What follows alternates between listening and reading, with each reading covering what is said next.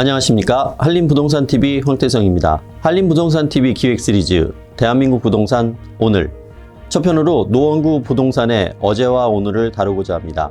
그럼 1949년부터 2010년까지의 주택 문제를 먼저 고찰해 보도록 하겠습니다.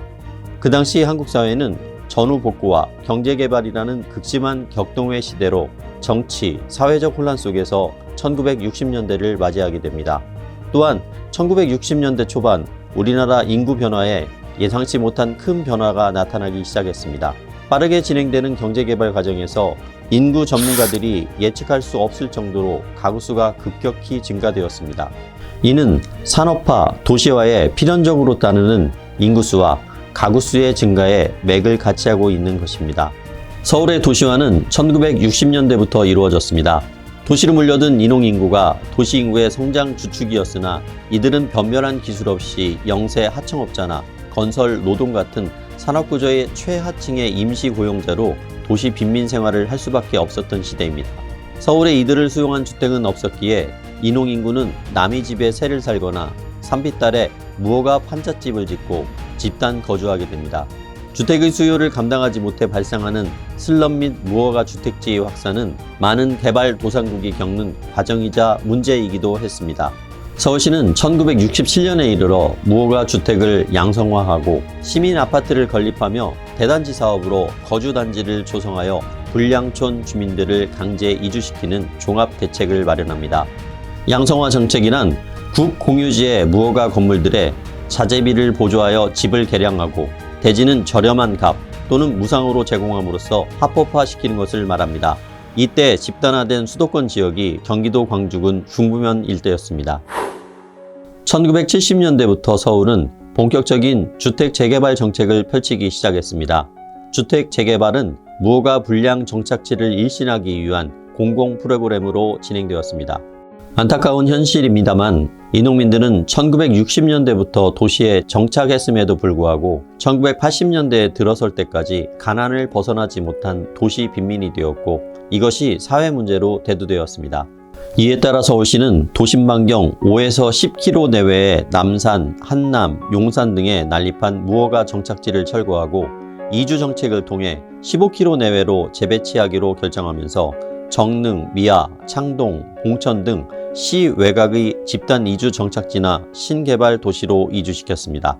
그럼에도 불구하고 강제 이주 후 정책 부재로 불량주택지는 1970년까지 봉천, 신림, 난곡, 시흥, 사당, 상계 등으로 우후죽순식으로 확장되어 갔습니다. 서울시는 1978년 재개발 사업 방식을 크게 바꾸어 기존 건물을 철수하고 3층에서 5층의 저층 아파트를 짓는 방식으로 전환하게 되었습니다. 자, 그럼 이러한 주변 상황 속에서 집단 이주 정착지로 출발한 노원구는 어떠했는지 살펴보도록 하겠습니다. 1965년에서 68년에 철거민들의 집단 이주 정착지인 노원구 상계동 일대는 1970년대까지 무허가 판자촌, 일명 달동네였습니다. 상계동은 교통지옥으로 유명했던 지역이었습니다. 주민들은 출근 시간에 버스를 타기 위해 장사진을 이뤘고 시내에서 보기 드물게 버스의 구간 운행과 합승 택시가 인기를 끌던 시절이기도 했습니다. 여기에 지하철 4호선이 개통으로 배드타운으로 변모하자 이 시기에 부동산 시장은 춤을 추기 시작했습니다. 70년대를 지나 80년대에 이르러서는 88 서울 올림픽 준비가 시작됩니다. 1985년부터 상계동 판자촌은 상계 주공아파트 공사가 진행됨과 동시에 철거가 시작되었고 상계동 주민들의 삶도 역시 철거되어야만 했습니다. 주민들은 2년 동안 이주대책 마련을 요구하며 철거를 거부했지만 협상은 결렬되었습니다.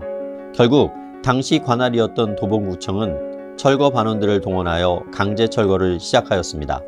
여러분도 잘 아시는 88 서울 올림픽은 초청한 외국 손님들에게 가난한 대한민국 수도 서울의 모습을 보이면 안 된다는 국가적 자존심을 위해 그들의 실질적인 삶이 강제 철거라는 시대적 운명에 놓이게 했습니다. 이렇게 세계인의 축제 88 서울 올림픽이 가져다준 화려함 뒤에는 슬프고 어두운 그림자도 공존했습니다. 한편 1987년부터 시작된 제6차 경제개발 5개년 계획에서는 임대주택과 같은 저소득층 대상의 주택을 공급하여 소득계층별 위화감을 해소하고 쾌적한 주택 환경을 마련한다는 정책에 중점을 두었습니다. 1985년 말 개발에 착수하여 1989년부터 입주를 시작한 상계지구 아파트 사업은 도봉구 상계동, 창동, 월계동 일원에 330만 제곱미터, 100만 평 규모의 대단히 신시가지 조성입니다. 상계 신시가지는 국내 최초로 25층에 초고층 주동이 등장했고 탑상형 아파트도 선보였습니다. 주택의 규모도 9평에서 25평까지 총 12가지의 다양한 평형으로 건설되었고 주상복합 건물도 등장했습니다. 자, 그럼 2010년대 노원구 상계동의 부동산 아파트 현황을 시대별 언론 기사를 통해 보도록 하겠습니다.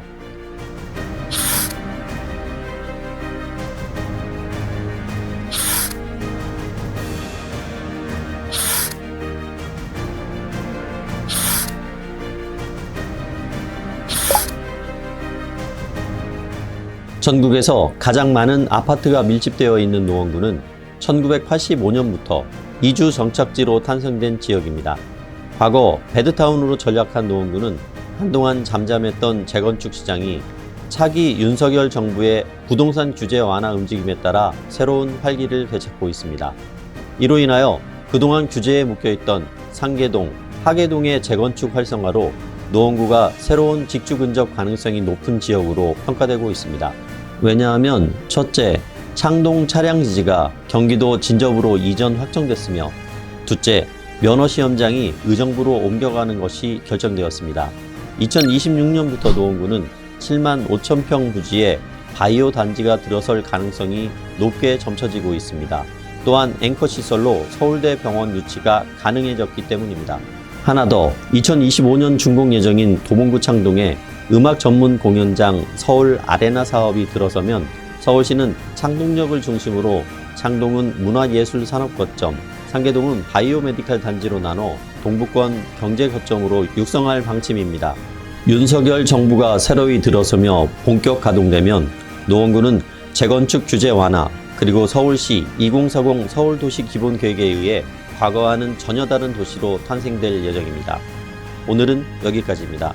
여러분 감사합니다.